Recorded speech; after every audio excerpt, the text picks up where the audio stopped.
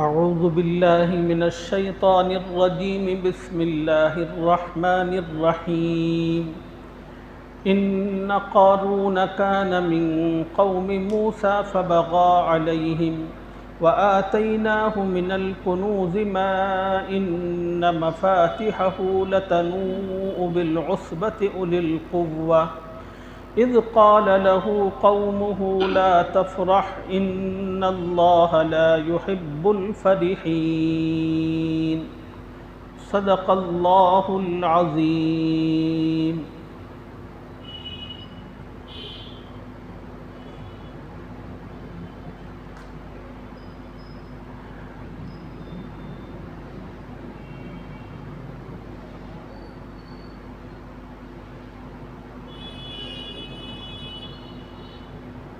مکے میں جو بڑے بڑے سردار اور رئیس تھے،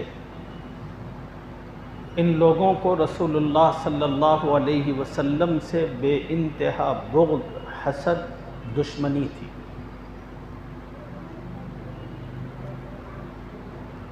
اللہ تعالیٰ ان مشرکین کی عبرت و نصیحت کے لیے قرآن پاک کی ان آیتوں میں قارون کے واقعے کو بیان فرمایا،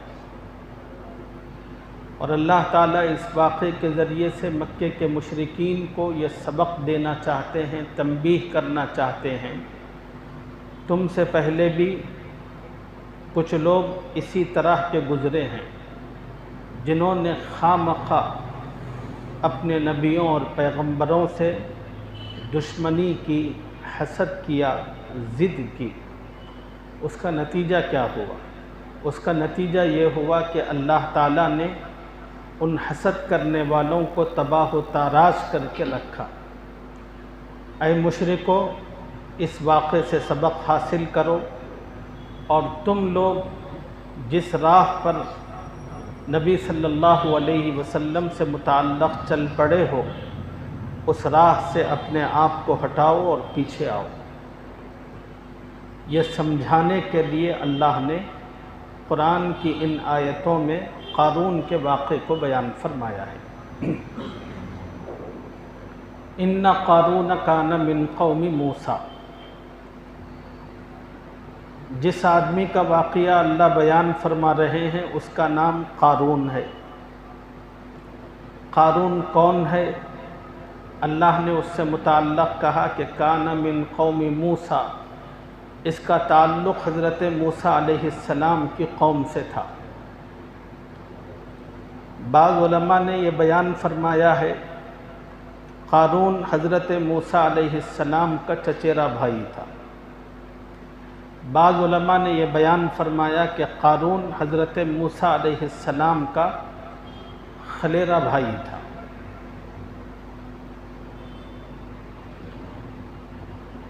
اور قارون کا تعلق اسی گروپ، اسی جماعت سے تھا جس جماعت سے حضرت موسیٰ علیہ السلام کا تعلق تھا۔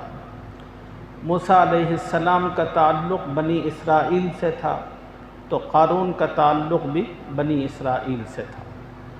اسی کو اللہ نے فرمایا کہ ان قارون کان من قوم موسیٰ، بلا شبہ قارون موسیٰ علیہ السلام کی قوم میں سے تھا۔ فبغى علیہم، وہ کثرت مال کی وجہ سے لوگوں پر زیادتی کرنے لگا۔ میں نے قرآن پاک کی تفسیر کے دوران بہت سارے مقامات پر یہ بات آپ کو بتائی تھی۔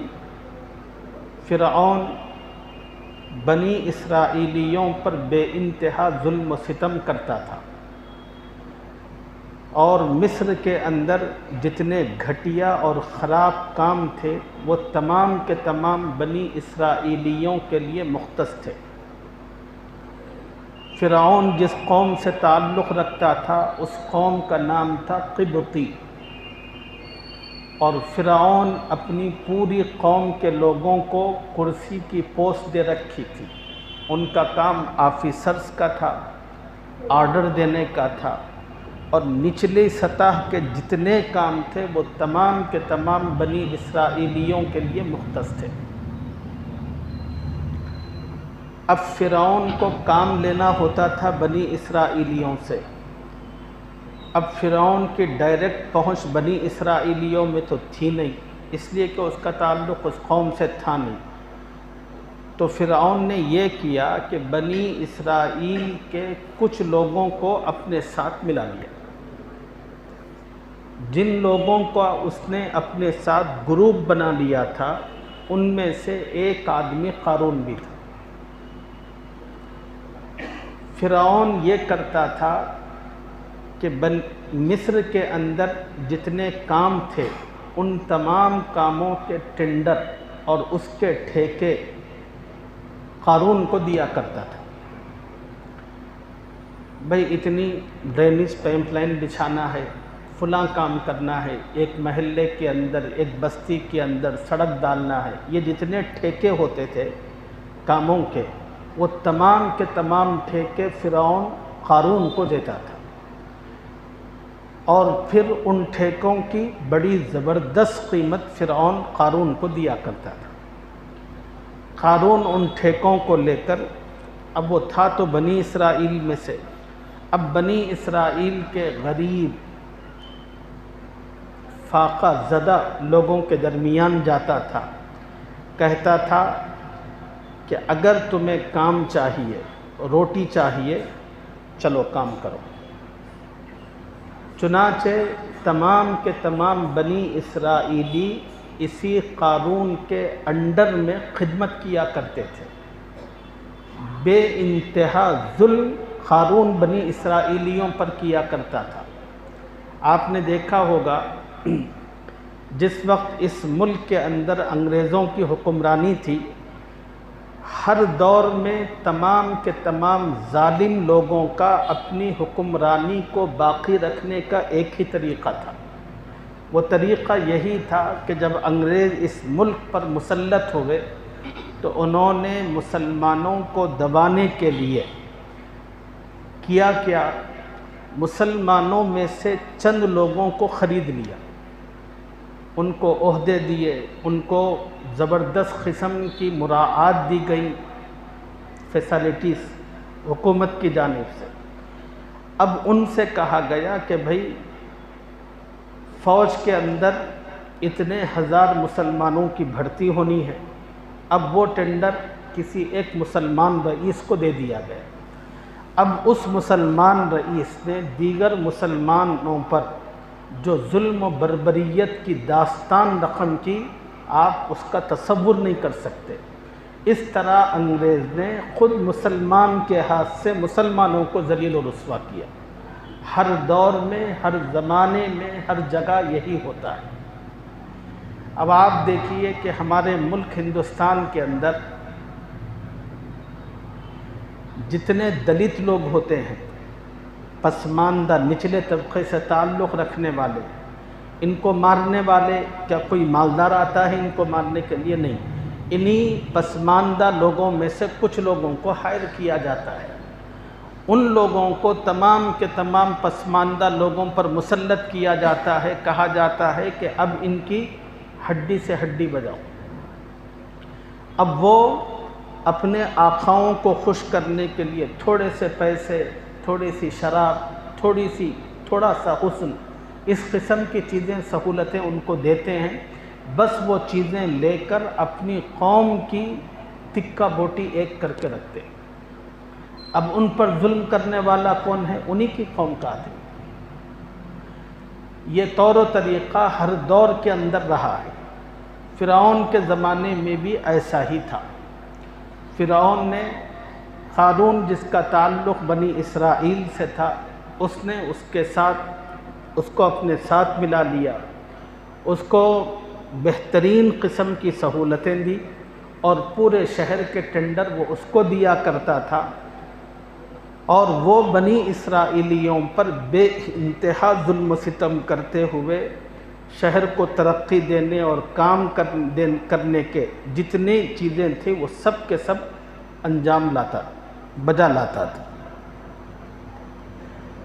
اب دوسری بات، قارون یہ جو ٹھیکے لیتا تھا یہ تو بڑی زبردست قیمت پر لیتا تھا۔ مثلا ایک دن کی مزدوری اس دور کے اعتبار سے ایک آدمی کے لیے 10 روپے ہو سکتی تھی، تو قارون تو وہ 10 روپے وصول کرتا تھا اور فرعون دے بھی دیا کرتا تھا۔ یہ لوگوں کو مزدوری میں فقط 2 روپے دیتا تھا، 1 روپیہ دیتا تھا۔ ہر آدمی کے جو باقی پیسے ہوتے تھے وہ سب کے سب ہضم کرتا تھا۔ یہ قارون کا طریقہ کار تھا۔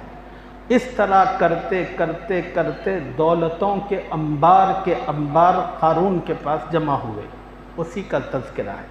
ان قارون کان من قوم موسیٰ، بلا شبہ قارون موسیٰ علیہ السلام کی قوم میں سے تھا۔ فبغى علیہم، وہ مال کی کثرت کی وجہ سے لوگوں پر زیادتی کرنے لگا۔ وآتیناہ من الکنوز، اور اللہ فرماتے ہیں کہ ہم نے اس کو خزانے دیے تھے۔ خدا جس کو خزانہ کہے تو پھر ماننا پڑے گا کہ واقعی خزانے اس کو حاصل تھے۔ وآتیناہ، یہ کنوز جمع ہے کنزن کی، جیسے ٹوپیاں یہ جمع ہے ٹوپی کی۔ ٹوپی ایک ٹوپی کو کہتے ہیں، ٹوپیاں ایک سے زائد ٹوپیوں کو ٹوپیاں کہتے ہیں۔ لکڑی ایک لکڑی ہو تو لکڑی کہتے ہیں، ایک سے زائد ہو تو پھر لکڑیاں کہتے ہیں۔ تھیلا ایک ہو تو تھیلا کہتے ہیں، ایک سے زائد ہو تو تھیلے کہتے ہیں۔ اب وہ زائد کی کوئی حد اور انتہا نہیں، ایک سے زائد جتنے بھی ہوں ان کو تھیلے کہتے ہیں۔ ایسے ہی عربی میں کا لفظ ہے کنزن۔ کنزن کے معنی عربی میں خزانے کے آتے ہیں۔ اس کی جو جمع آتی ہے کنزن کہتے ہیں ایک خزانے کو، کنوز کہتے ہیں کئی خزانوں کو۔ تو اللہ فرما رہے ہیں کہ وَآتَيْنَاهُ مِنَ الْكُنُوزِ، ہم نے قارون کو خزانے دیے تھے۔ اب وہ خزانے کتنے تھے اس کا اندازہ لگانے کے لیے خدا نے مزید ایک بات کہی، مَا إِنَّ مَفَاتِحَهُ لَتَنُوءُ بِالْعُصْبَةِ أُولِي الْقُوَّةِ۔ عصبہ ایک لفظ ہے اس آیت میں۔ حضرت تھانوی رحمۃ اللہ علیہ نے عصبہ کی تعریف بیان کرتے ہوئے کہا کہ عربی کی زبان میں عصبہ کا لفظ 3 سے لے کر 10 افراد کی جماعت پر اطلاق ہوتا ہے۔ جہاں پر 3 سے لے کر 10 افراد ہوں وہاں پر عصبہ کا لفظ استعمال ہوتا ہے۔ اللہ تعالیٰ فرما رہے ہیں کہ ہم نے قارون کو خزانے دیے تھے، ان کی کنجیاں اٹھاتے وقت ایک طاقتور جماعت کو بھی تھکا دیتی تھی۔ خزانہ نہیں، خزانے کی کنجیاں۔ حکیم الامت حضرت تھانوی رحمۃ اللہ علیہ نے پھر اس کی تفصیل بیان فرماتے ہوئے فرمایا، مان لو کہ 10 پہلوانوں کی جماعت تھی اور ایک پہلوان 500 کنجیاں اٹھا سکتا ہے، تو وہ جو 10 افراد کی پہلوانوں کی جماعت تھی، اگر 501 فرد کنجیاں اٹھا سکتا ہے تو 10 افراد مل کر 5000 کنجیاں اٹھاتے تھے۔ یہ 5000 کنجیاں ان تالوں کی چابیاں تھیں، ان صندوقوں کی جس میں قارون کا خزانہ موجود تھا۔ قارون کو کسی پر بھروسہ اور اعتماد نہیں تھا، وہ خزانے مختلف جگہ رکھ کر اس کو محفوظ کر کے اور اس میں تالا ڈال کر اس کی جو چابیاں ہوتی تھی ان چابیوں کو ہمیشہ اپنے ساتھ رکھتا تھا، اور فقط ان چابیوں کو اٹھانے کے لیے 10 پہلوانوں کی ایک جماعت تھی۔ وہ 10 پہلوانوں کی جماعت فقط چابیاں اٹھاتی تھی، ان کے سوا اس جماعت کا کوئی اور کام نہیں تھا۔ اب آپ اندازہ کریں، جس کے خزانوں کی چابیاں 10 پہلوانوں کی ایک جماعت کو تھکا دیتی تھی، اب ان چابیوں، وہ چابیاں جن قفلوں کی تھی ان مقامات پر کتنا خزانہ، کتنا سونا، کتنے ہیرے جواہرات موجود ہو سکتے تھے، اسی کو ذکر کیا۔ ما ان مفاتحہ لتنوء بالعصبۃ اولی القوہ، ان کی کنجیاں اٹھاتے وقت ایک طاقتور جماعت کو بھی تھکا دیتی تھی۔ اذ قال له قومه لا تفرح، اب قارون کا مسئلہ کیا تھا؟ قارون اتنے پیسے والا تھا، اتنی دولت کا مالک تھا، قارون کا تعلق بنی اسرائیل سے تھا، موسیٰ علیہ السلام سے رشتہ داری رکھتا تھا۔ ظاہری طور پر یہ موسیٰ علیہ السلام کو مانتا تھا، آپ پر ایمان رکھتا تھا، مگر دل میں موسیٰ علیہ السلام سے شدید نفرت رکھتا تھا، موسیٰ علیہ السلام سے بے انتہا حسد کرتا تھا۔ اس کو حسد کس بات پر تھا؟ دشمنی کس وجہ سے تھی؟ قارون کو دشمنی اس وجہ سے تھی کہ بھائی موسیٰ ہیں، ان کے بھائی ہیں ہارون، یہ بڑے بھائی ہیں موسیٰ علیہ السلام، دونوں کے دونوں بھائی پیغمبر بن گئے، دونوں کے دونوں بھائی رسول بن گئے۔ اب یہ رسول بننے کی وجہ سے پوری قوم کی قیادت ان کے ہاتھ میں ہے، یہ دنیا کے بھی قائد ہیں، آخرت کے بھی قائد ہیں۔ میرے پاس اتنی ساری دولت ہے، مجھے کیا بھٹا ملا؟ کوئی آدمی میری عزت نہیں کرتا، کوئی آدمی میری سنتا نہیں، میرے پیچھے نہیں چلتا۔ ادھر موسیٰ اور ہارون رشتہ داری بھی ہے، میرے اپنے چچیرے یا قلیرے بھائی، ان کو تو دنیا اور آخرت کی ساری عزت مل گئی، اور میرے پاس اتنا کچھ لیکن مجھے کچھ نہیں۔ تو اب اس کے دل میں اس وجہ سے حسد اور دشمنی پیدا ہو، حسد اور دشمنی کا ریزن بھی، اور یہی حال کیفیت دنیا میں اس وقت اور لوگوں کے درمیان بھی ہوتا ہے۔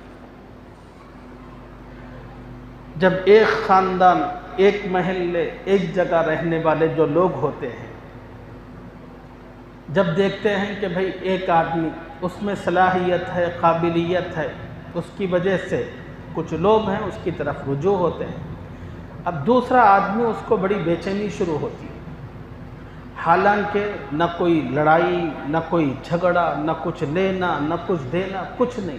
بھئی اس کے پاس لوگ کیوں متوجہ ہیں؟ اس کے پیچھے لوگ کیوں چل رہے ہیں؟ ہر جگہ اس کو لیڈر کیوں مانا جاتا ہے؟ میرے اندر کیا کمی ہے؟ کیا میں لوگوں کو نظر نہیں آتا؟ اب چلو دشمنی شروع، حسد شروع۔ اب ہمیشہ اس فکر اور فراق میں رہتے ہیں کہ کب اس کے راستے میں مشکلات کھڑی کریں، کب اس کو بدنام کریں، اور کیسے اس پر تہمتیں لگائیں۔ اب ان کی ساری ایکٹیویٹی، ان کی صلاحیت، قوت اسی پر چلتی رہتی ہے۔ بالکل یہی معاملہ قارون کا بھی تھا۔ قارون نے دیکھا کہ اتنی ساری دولت ہے میرے پاس، لیکن میری کوئی قیادت نہیں ہے، قیادت جتنی ہے وہ سب کے سب موسیٰ علیہ السلام اور ہارون علیہ السلام، اور وہ ہیں کہ جن کے پاس کچھ بھی نہیں ہے، میرے پاس اتنا پیسہ ہے، اتنی دولت، لیکن کسی کام کی نہیں۔ اس پر اس کو دشمنی شروع ہوئی۔ اذ قال له قومه لا تفرح، اچھا ایک تو یہ دشمنی تھی، اب اس پہ مزید جلتی پہ تیل۔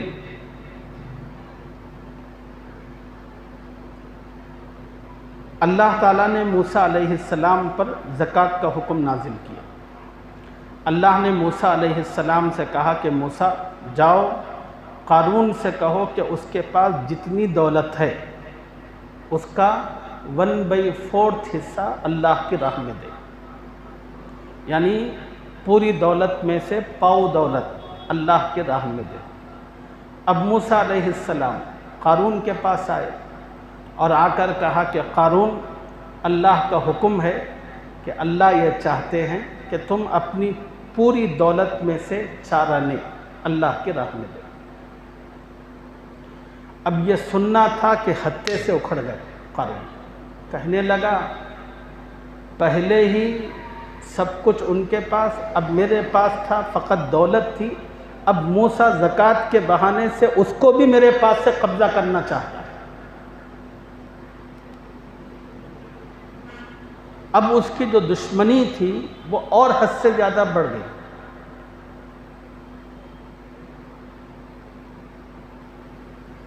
اور اپنی اس دولت کی بنیاد پر قارون کا جو گھمنڈ اور غرور تھا وہ انتہاؤں کو چھوا کرتا تھا۔ روایتوں میں لکھا ہے کہ ہمیشہ قارون کے ساتھ 250 افراد کی ایک جماعت ہوتی تھی، 250 سے لے کر 350 افراد، یہ جتھا ہمیشہ ہوتا تھا۔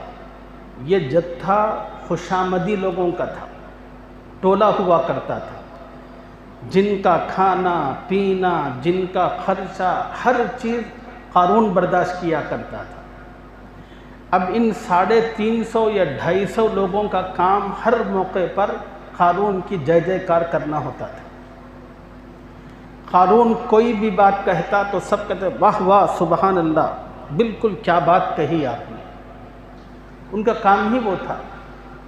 اور یہ جو 250 350 لوگ تھے ہمیشہ غلط سلط قسم کے مشورے دے کر قارون کو پھنسا دیا کرتے تھے، اور قارون اپنی دولت، طاقتور لوگوں کے ساتھ اس کی چابیاں، یہ جھتے کو لے کر جب بھی نکلتا تھا تو بڑے طمطراق کے ساتھ اپنی دولت کی نمائش کرتے ہوئے، سر پر سونے کی ٹوپی، اور وہ جس کو رکشے پر بیٹھ کر جاتا تھا وہ رکشہ، اس کی ہر چیز سونے چاندی ہیرے جواہرات سے لگی ہوئی، اور وہ 250 افراد جو اس کے ساتھ ہوتے تھے وہ سب کے سب ایک سے بڑھ کر ایک قیمتی گھوڑوں پر، اور ان کی جو زین ہوتی تھی وہ چاندی اور سونے، اور جس پر وہ بیٹھتے تھے وہ دولت کی وہ نمائش ہوتی تھی کہ الامان والحفیظ۔ اب اس پورے جتھے اور جماعت کے ساتھ وہ بنی اسرائیل میں نکلتا تھا، غرور کرتے ہوئے، اکڑتے ہوئے۔ جب قارون کے اس غرور اور فخر کو لوگوں نے دیکھا تو اس میں قوم میں کچھ اچھے لوگ بھی تھے، انہوں نے قارون کو نصیحت کرتے ہوئے کہا کہ لا تفرح، اذ قال له قومه لا تفرح۔ اس کی قوم نے کہا قارون سے، اے قارون اس مال و دولت پر مت اترا، ان اللہ لا يحب الفریحین، اللہ تعالیٰ غرور کرنے والوں کو، اترانے والوں کو پسند نہیں کرتا۔ اگلی آیتوں میں قارون کا مزید واقعہ اللہ بیان فرما رہے ہیں، اور اس واقعے کا جو اگلا حصہ ہے انشاءاللہ وہ اگلے سبق میں آپ حضرات کی خدمت میں عرض کریں گے۔ اللہ مجھے اور آپ کو قرآن کا صحیح فہم اپنے کرم سے نصیب فرمائے، اور ان واقعات سے جو عبرت و نصیحت مقصود ہے اللہ اس عبرت و نصیحت سے ہمیں بھرپور استفادے کی توفیق عطا فرمائے۔